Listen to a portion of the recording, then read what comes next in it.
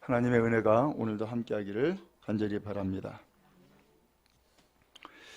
우리나라는 그리고 또 이 세계는 지금 이 코로나 바이러스로 난리가 났습니다. 그리고 또 이것이 지금 세계적으로 퍼져가지고서 세계 각국에서도 지금 비상이 걸렸습니다.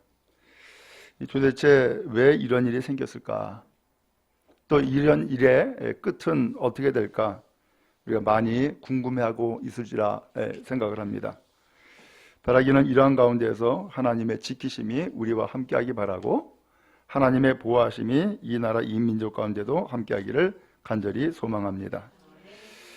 이 코로나 바이러스는 여러분들 뭐 다 들어서 아시겠지만 이것이 이번에 처음 생긴 것이 아니라 이미 이전부터 있었다는 거예요.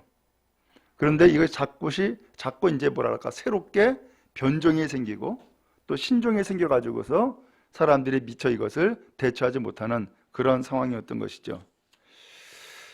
우리나라도 이미 3월 달에 2002년부터 시작됐는데 사스가 있었죠.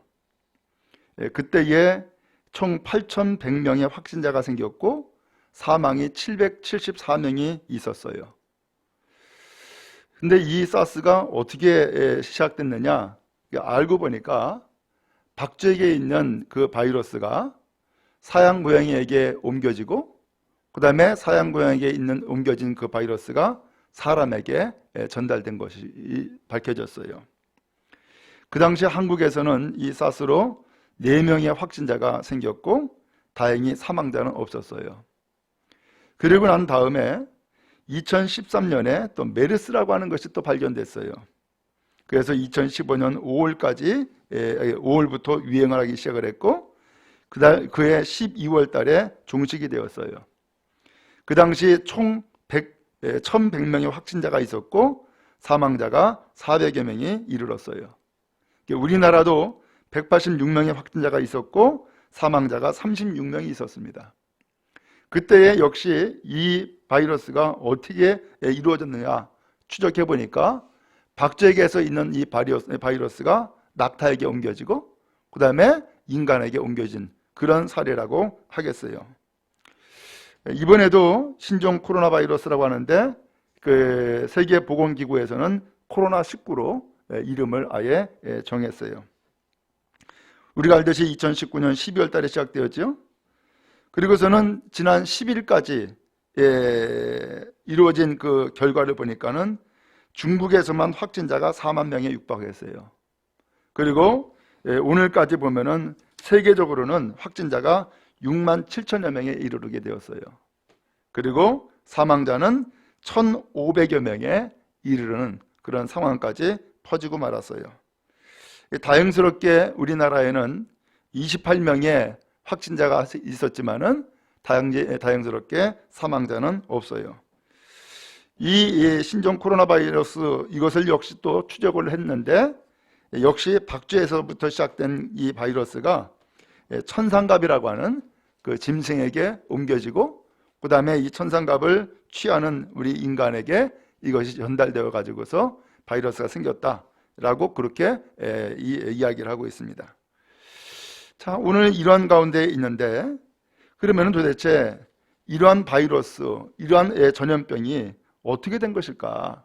성경에 보니까는 이것이 성경시대 때에도 이미 이러한 전염병, 바이러스가 이미 있었어요.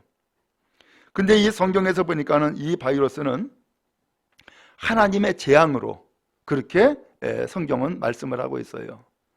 성경으로 돌아가면은 무슨 일이 있었냐면은 다윗 왕 시대 때에 다윗이 범죄를 저질러요. 무슨 범죄를 저지르느냐? 이 다윗이 그 왕권 말기에 그 인구를 계수하게 된 거예요. 근데 이 인구를 계수했는데 왜 계수했느냐? 이유는 당시 요압 장군이 이 인구 계수를 만류해요. 임금님, 하나님께서 10배나 더하게 이 군사를 세워주실 수 있지 않습니까? 근데 왜 인구 개수를 하려고 합니까? 하면서 만류를 해요. 그럼에도 불구하고 다윗은 그것을 그냥 그대로 밀어붙이고 진행을 하죠. 그러면 당시 이 다윗이 왜 인구 개수를 했느냐? 우리나라는 지금 현재로는 그 일반 백성들이 있고 그 다음에 군사가 있잖아요. 근데 당시 이스라엘은 백성과 군사가 딱 구분되어 있지가 않은 거예요.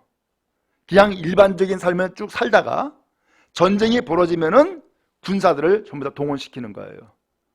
그래서 동원시켜가지고서는 전쟁을 치르는 거거든요. 그러다 보니까는 인구를 계수하는데 어떤 인구를 계수했냐면은 칼을 쓸 수 있는 사람, 전쟁에 나갈 수 있는 사람의 숫자를 센 거예요. 그래서 숫자를 셌는데 보니까는 결과적으로 이스라엘 백성에게서 80만 명, 유다 지파의 백성에게서 50만 명의 인구를 계수를 했어요. 그러니까는 130만 명이 된 거죠. 이때가 이 다윗이 통일왕국을 이루고 주변의 모든 나라들을 전부 다 점령을 하고 이긴 상태에서 이루어진 일이었던 거예요. 다윗은요, 어느덧 이 인구 계수를 통하여서 무슨 마음을 가졌냐면은 하나님의 승리를 주었다라고 하는 그런 마음보다도 내가 이제는 이겼구나. 내가 통일왕국을 이루었구나. 그래서 내 나라, 내 영토가 커졌구나 라고 하는 마음을 갖게 된 거예요.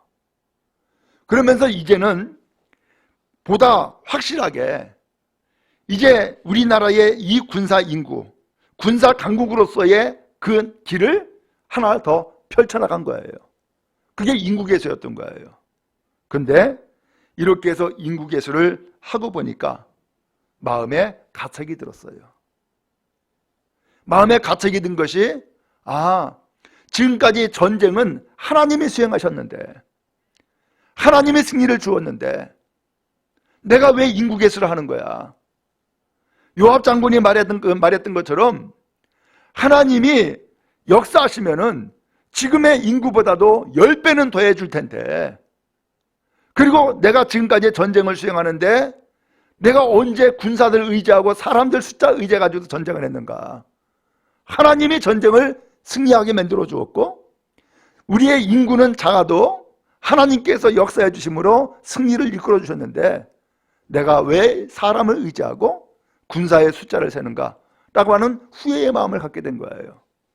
그리고서는 하나님 앞에 용서를 구해요. 오늘 이 코로나 바이러스도 마찬가지예요. 이것을 우리가 의학적으로 이것을 규명할 수도 있고 그 다음에 또 다른 신앙적인 면에서도 규명할 수가 있어요. 이미 말씀을 드린 것처럼 이 바이러스가 왜 생겼는가? 나중에 이것을 조사를 해보니까는 박쥐에게서는 한 50여 가지의 바이러스가 이미 있대요. 박쥐에게는요. 근데 이 박쥐에게 있는 이 바이러스가 천상갑으로 옮겨진 거라는 거예요. 이 천상갑이라는 짐승으로 옮겨졌는데 사람은 이 박쥐도 천상갑도 전부 다 음식으로 취하는 거예요. 특별히 중국에서는 그 우한성에서는 그 각양의 짐승들을 전부 다 음식으로 만들어 먹는 거예요. 저도 동영상을 한번 봤었어요. 보니까는 뭔 쥐새끼 같은 것들을 그냥 생것을 먹더라고. 근데 보니까 그 쥐새끼가 이게 박쥐 새끼인 거예요, 보니까. 그런 것처럼 사람이 먹을 필요가 없는 하나님이 주는 음식이 있고 음식이 아닌 것이 있잖아요. 근데 우리 사람들은 그것을 구별하지 아니하고서 그냥 닥치는 대로 먹는 거죠. 그러면 그 중국에서 그러면 양식이 부족해서 먹었느냐? 그건 아니었던 거예요, 보니까. 그런 거 보니까는 결국은 이렇게 해서 바이러스를 인간에게 옮긴 것은 인간 스스로 자초한 일이다라는 것이에요. 결과적으로 보면은. 또 한편으로는 이 신앙적으로도 이것을 우리가 이야기할 수 있어요. 이러한 바이러스가 생기기 전에 중국에서 대대적인 기독교 핍박이 일어났어요. 그래서 그 중국 전역에 교회들을 전부 다 폐쇄시켰어요. 공식적인 교회가 있어요. 삼자교회라고. 공식적인 교회는 남겨놓고 나머지 교회는 전부 다 폐쇄시켰어요. 선교사들을 전부 다 추방했어요. 그래서 우리 교인 가운데도 하웅 목사님이 그 중국에서 선교하다가 추방당했거든요. 그런 대대적인 핍박이 있었는데 그 이후에 이 바이러스의 문제가 생겨버리고 만 거예요. 오늘 성경에도 나온 것처럼 오늘 하나님께서 이 땅에 전염병이라고 하는 것을 주게 되는데 이 전염병을 그야말로 퍼지게 한 그 원인은 어디에 있었느냐? 인간의 죄악에서부터 시작된 거예요. 특별히 오늘 성경에는 다윗이 하나님 앞에 범죄했다는 거예요. 그렇게 은혜를 많이 받은 다윗. 그래 하나님께서 함께 하셨고 하나님이 그를 높이 들어서 임금으로 세워뒀던 그 다윗. 그런데 그의 말년에는 교만함으로 인하여서 하나님을 의지하지 않는 그런 교만한 마음으로 인하여서 결국은 인구개수를 하게 되었고 이것이 하나님 앞에 죄악된 것을 깨닫고서는 회개에 이르게 되어지죠. 여러분 우리는 이 바이러스의 문제를 지금 눈앞에서 정말 지켜보고 있으면서 이것을 어떻게 대해야 될까요? 혹시 이것이 우리의 죄악은 아니었는가? 라고 돌이켜보는 그 소중한 시간이 되기를 간절히 바랍니다. 물론 이 바이러스의 이 문제에 대해서 여러 가지 의견들이 있어요. 예를 들면은 이 바이러스가 미국 군부와 제약회사가 공모해 가지고서 중국에다 퍼뜨렸다. 그런 설이 있어요. 또 한편으로는 그 중국 우한에 바이러스를 연구하는 시설이 있는데 그 시설에서 이 생화학전에 대한 이 프로그램이 유출된 거다 라고 그렇게 주장하는 사람도 있어요. 근데 그런 모든 것들은 전부 다 어떤 가설이고 실제로 우리에게 벌어지고 있는 것은 엄연히 이 바이러스가 퍼졌다는 사실이고 많은 사람들이 죽어나가고 있다는 사실이죠. 근데 이런 일을 성경은 누가 행한 것이냐? 하나님이 행하셨다는 거예요. 그런 의미에서 세상을 창조하시고 다스리신 여호와 하나님께서 왜 인간에게 이러한 재앙을 내렸을까? 그것은 하나님 앞에서의 죄악 때문이었다는 거예요. 오늘 우리는 그런 의미에서 혹 우리에게 하나님 앞에서 잘못된 것은 무엇인가? 라는 것을 한번 돌이켜보고 하나님 앞에서 바로 서는 기회로 삼는 것이 우리에게 주시는 은혜요 복인 줄로 믿습니다. 그래서 오늘 우리는 돌이켜 만약에 이것이 기독교에 대한 핍박으로 인하여서 주어진 재앙이었다 한다면은 우리는 핍박이 아니라 믿음으로 순종함으로 더 나가야 할 것입니다. 더 나가서 하나님이 주시는 양식이 아닌 것 가지고서 양식을 취한 인간의 탐욕에서부터 시작되었단다면은 우리는 이 탐욕을 벗어버리고 이제는 하나님이 주시는 그 양식과 그 은혜로서의 삶을 돌이켜 회복하는 은혜가 있어야 할 줄로 믿습니다. 한편 이 다윗이 이렇게 양심의 가책을 받고서는 고백을 합니다. 내가 이것이 죄악이다라는 것을 이제 고백을 하면서 오늘 성경 10절에 보니까는 이렇게 이야기합니다. 여호와께 아뢰되 내가 이 일을 행함으로 큰 죄를 범하였나이다. 여호와여 이제 간과없나니 종의 죄를 사하여 주옵소서. 내가 심히 미련하게 행했습니다 하면서 회개를 합니다. 그때에 선지자 갓에게 하나님의 말씀이 임합니다. 너는 다윗에게 가서 이 말을 전해줘라 하고서는 이 갓이 하나님의 말씀을 받아서 전달을 하는데 세 가지 재앙이 있다는 거예요. 첫 번째로는 왕의 땅에 7년 기근이 있을 거다. 그 다음에 두 번째로는 왕이 원수에게 쫓겨서 석 달 동안을 도망할 것이다. 그 다음에 세 번째로는 이 땅에 사흘 동안 전염병이 돌 것이다. 세 가지예요. 이 세 가지에서 하나를 선택하라는 거예요. 난감한 상황이 생겼어요. 다윗이 죄를 범했는데 이제 세 가지 벌 가운데서 하나를 네가 선택해라. 그러면 네가 선택한 벌을 내리겠다는 거예요. 이 다윗은 이런 난감한 상황에 처하게 되자 14절에 뭐라고 얘기하냐면 내가 고통 중에 있도다. 내가 심히 괴롭다는 거예요. 내가 지금 큰 고통을 지금 만났다는 거예요. 그래서 그러면서 무엇을 선택할 것이냐, 이제 이것을 다윗이 결정을 하게 된 거예요. 그런데 다윗이 이렇게 이야기해요. 우리가 여호와의 손에 빠지고 사람의 손에 빠지지 아니하기를 원하노라. 그 여호와의 손에 빠지고 사람의 손에 빠지기를 원치 않는다. 그 여호와의 손은 뭐고 사람의 손은 뭐예요? 사람을 통한 재앙을 받지 않고 하나님을 통한 그 징계를 받겠다는 거예요. 왜냐하면 지난번 이 다윗도 압살롬의 반란으로 인하여서 왕권에서 쫓겨나가지고 도망자의 신세가 된 적이 있었잖아요. 그때를 생각하면은 또다시금 그런 일을 겪기 싫은 거예요. 그 다음에 또 과거의 선조들이 가나안 땅에 큰 기근이 들려가지고서 7년 동안 기근이 있고 7년 동안 풍년이 있었잖아요. 그런 큰 기근을 만난 적이 있어요. 그런데 그렇게 기근을 만나다 보니까는 당당히 먹고 살아야 되니까는 그 쌀 사러 애굽까지 쫓아가지 않았어요. 그래서 결국은 석 달 동안 도망가는 것도 사람에게 쫓기는 것이고 7년 동안 기근이 있는 것도 양식을 구하기 위해서는 사람 찾아다녀야 되거든요. 그러니까 나는 하나님 앞에서 징벌을 받아도 사람 앞에서는 내 벌 받기를 원치 않는다 하고서 사람에게서 받는 것을 거부한 거예요. 하나님에게서 받는 것을 취하게 된 거죠. 그게 결국은 전염병이었던 거예요.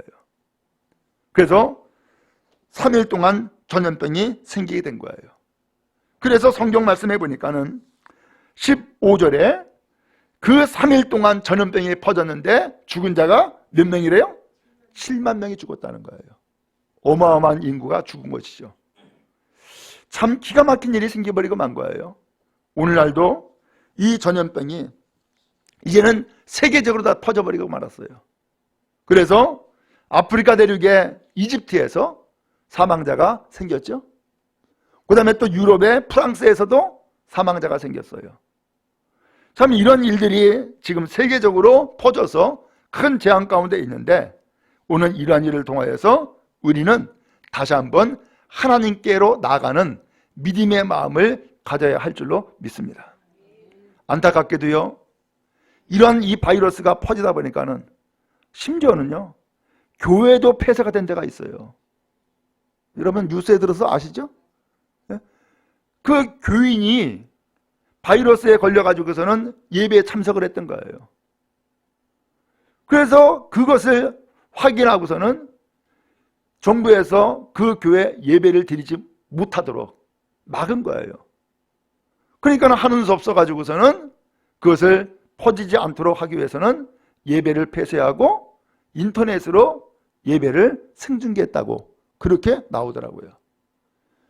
오늘날도 그런 교회뿐만 아니라 때에 따라서는 주일날 예배 드리고서 거의 대부분의 교회가 식사하잖아요. 식사를 안 해요. 또 어느 교회는 오후 예배도 안 드려요. 또 어느 교회는 주일날 예배 외에 다른 집회를 안 갖는 그런 현상이 생겨버려 말았어요. 자, 이거 어떻게 받아들여야 될까? 저는 참 나름대로 좀 고민이 생기더라고. 이거 어떻게 해야 될까?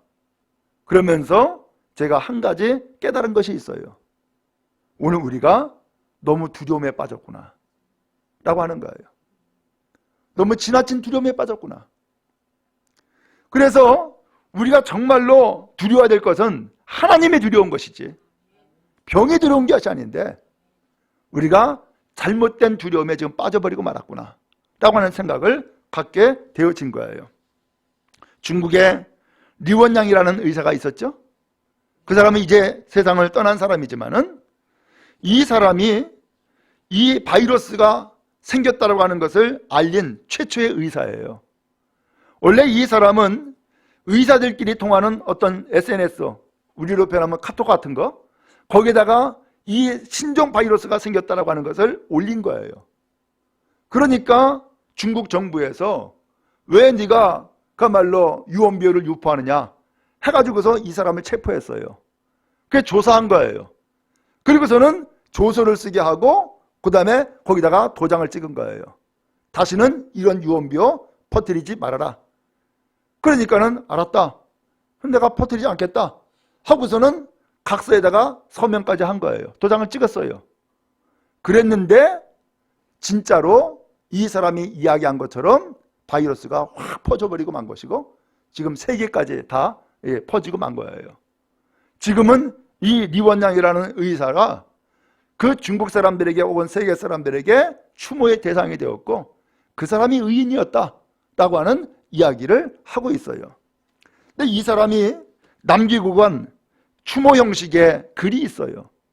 이 시간 제가 그것을 여러분들에게 좀 읽어 드리도록 하겠습니다. 동이 트지 않지만 나는 갑니다. 가야 할 시간, 나루토는 아직 어둡고 배웅하는 이 없이 눈가에 눈송이만 떨어집니다. 글이 있습니다. 눈송이가 눈시울을 적십니다.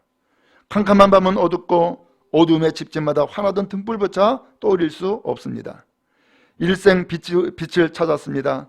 스스로 반짝인다 자랑했습니다. 온 힘을 다했지만 등불을 켜지는 못했습니다. 여러분 감사합니다. 어젯밤 눈바람 무릅쓰고 나를 보러 왔던 여러분, 가족처럼 저를 지키며 밤새 잠 못 이루던 여러분 감사합니다.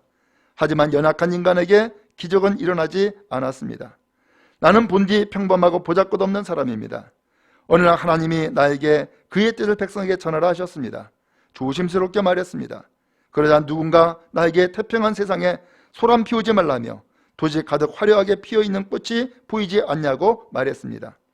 전 세계가 지금 안녕을 계속 믿게 하기 위해 나는 단지 막이 닫힌 병처럼 입을 다물었습니다. 선홍색 인장으로 내 말이 모두 동화 속 꿈이라고 인정했습니다. 왕관을 쓴 치명적인 황후는 반란을 위해 속세에 내려오지 않았다고 했습니다. 이렇게 천하는 다시 북적거렸습니다. 누구도 몰랐습니다. 거대한 비극 곧 성문을 장부리라고는. 이 하늘이 대노하고 산하는 시들고 나는 병들었습니다. 내 가족까지 모두 병들었습니다. 우리는 천성이 만성이 눈보라처럼 송이송이 흩날렸습니다.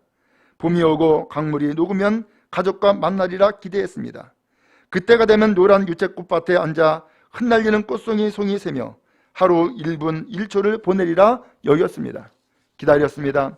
어젯밤 눈 내리기를 기다렸습니다. 하나님이 내 머리 쓰다보며 말했습니다. 착하지, 나와 같이 가자. 인간은 가치가 없어. 이 말에 눈물이 왈칵 쏟아졌습니다.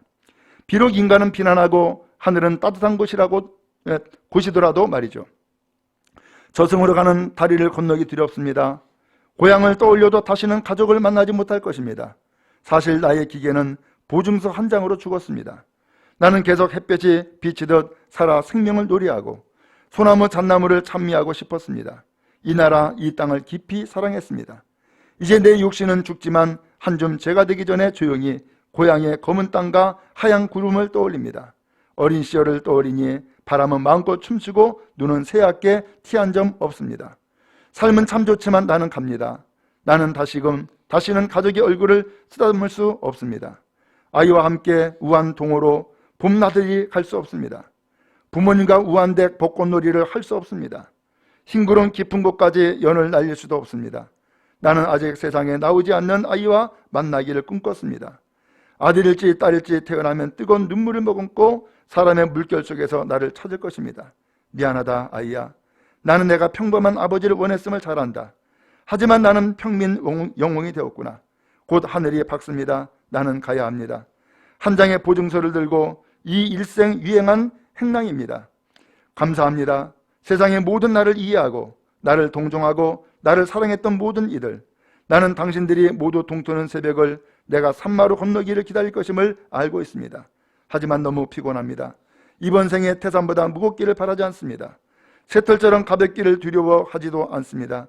유일한 바람은 얼음과 눈이 녹은 뒤 세상 모든 이가 여전히 대지를 사랑하고 여전히 조국을 믿기를 희망합니다.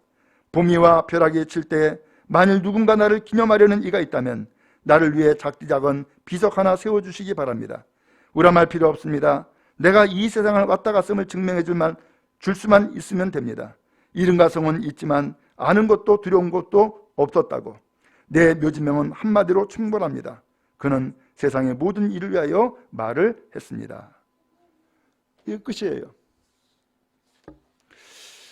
오늘 이 리원장은 하나님 앞에 그 뜻을 말하라고 하나님 앞에 그 음성을 들은 거예요. 이 사람은 우한교회 성도라고 해요. 그래서 하나님께서 그 뜻을 백성에게 전하라고 하는 그 음성을 듣고서는 말을 했는데 그 말도 대중들에게 말한 것이 아니라 의사들 간에 소통하는 카톡에다가 글을 올렸던 거예요. 근데 이것이 그에게 핍박이 다가왔고 결국은 그에게 그야말로 서명하고 날인하여서 내가 유언비어를 터뜨렸다, 더 이상은 내가 말하지 않겠다라고 서명을 한 이후에 정말로 이 난리가 나버리고 만 거예요. 결국은 이 사람도 병에 걸려가지고서는 죽고 말았어요. 참 비극이죠. 하나님께서 그런 것을 보면은 이것은 인간의 범죄에 따라서 하나님이 내린 재앙이었구나라는 것을 이 류원장 의사를 통하여서 우리가 짐작할 수 있어요. 그렇다면 오늘 우리는 어떻게 해야 될까요? 이러한 가운데에서 우리는 하나님의 뜻을 찾는 것이 믿음이고 지혜인 줄로 믿습니다. 그러므로 진짜 두려운 것은 바이러스가 아닙니다. 진짜 두려운 것은 하나님입니다.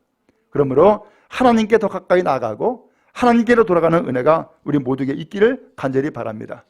우리가 이 질병이 두려워가지고서 모이기를 피하는 것 하나님의 뜻 아닙니다. 그렇죠? 오늘 우리가 이 질병이 두려워가지고서는 하나님을 두려워하지 않고 세상을 두려워하는 것 하나님의 뜻 아닙니다. 바라기는 하나님이 오늘 우리를 지켜주시고 보호해 주실 줄로 믿습니다. 믿음을 간직하시고요, 담대히 나가시고요, 모이기를 피하는 어떤 사람들의 습관과 같이 하지 아니하고 믿음을 행하는 우리 모두가 다 될 수 있기를 간절히 바랍니다. 한편 이 다윗에게 일어났던 이 재앙, 이제 하나님께서 3일 동안에 이 전염병을 주었어요. 그리고서 끝났어요. 그 이후에 어떤 일이 생겼느냐, 16절 말씀해 보니까는 천사가 예루살렘을 향하여 그의 손을 들어 멸하려 했다라는 거예요. 그때에 여호와께서 이 재앙 내리심을 뉘우쳤다라는 말씀이 나와요. 여기 뉘우쳤다라고 하는 것은 돌이키셨다는 의미고 후회하셨다는 말씀인 거예요. 오늘 그렇게 해서 이제 이 백성들에게 그야말로 이 전염병으로 멸망을 시키려고 했던 이 천사를 만류합니다. 그리고 이렇게 말씀하죠. 족하다, 이제는 내 손을 거둬라 하고서는 하나님께서 그 재앙을 맞춰지게 했던 거예요. 자, 이렇게 해서 이제 이러한 재앙이 끝났어요. 여러분, 오늘 우리가 여러 가지 어려움 가운데 있지만은 이것이 영원히 지속되는 게 아니에요. 이제는 끝날 때가 됐어요. 앞서서 사스도 7개월 만에 종식됐더라고요. 그 다음에 일어났던 그 메르스 바이러스도 8개월 만에 끝났더라고요. 이번에 이것이 얼마 동안에 또 이루어지고 끝날지는 알 수 없지만은 우리나라는 다행스럽게도 사망자가 없고 더 이상 확산되는 것이 지금 차단된 상태라고 그렇게 보아지고 있어요. 바라기는 강하고 담대한 성도 여러분 되어지기를 주님의 이름으로 축원합니다. 우리는 다만 두 가지 마음을 가지면 될 것 같아요.